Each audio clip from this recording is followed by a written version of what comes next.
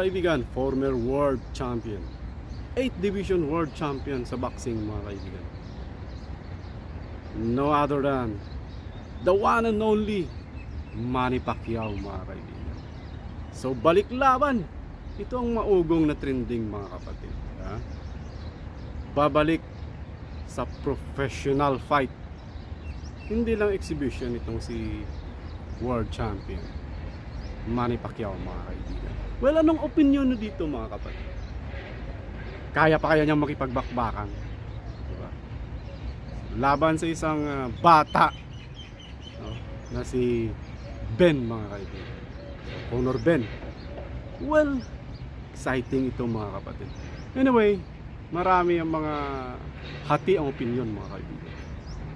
Sabi nila di na kailangang patunayan ni Senator Manny Pacquiao sa pamamagitan ng pagbuboxing mga kaibigan.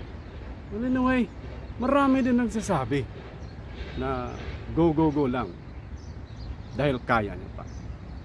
Well, sa inyo mga kapatid, anong opinion niyo dito? Diba? So sa akin naman, nakita ko naman na si Senator Manny Pacquiao maalaga sa kanyang kalusugan. Diba?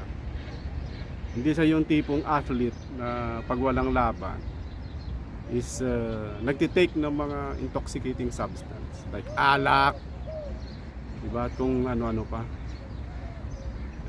Napaka-disiplinado nitong si Manny Pacquiao mga kaibigan pagdating sa kanyang kalusugan, saka training. So lately lang may mga pinalabas yung mga training, pag-iinsayo. He is in good shape mga kapatid. So siya mismo nakakaalam na kaya.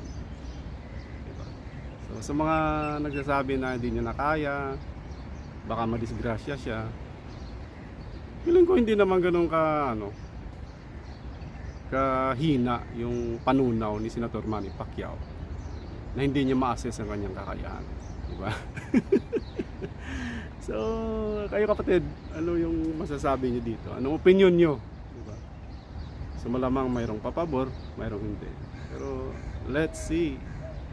Kung matuloy ang laban, of course, titigil na naman ang mundo for 30 minutes dahil sa laban ni Senator Manny Pacquiao.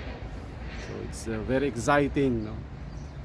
At kaabang-abang ito mga kaibigan. Sana matuloy. Di ba? Sana matuloy.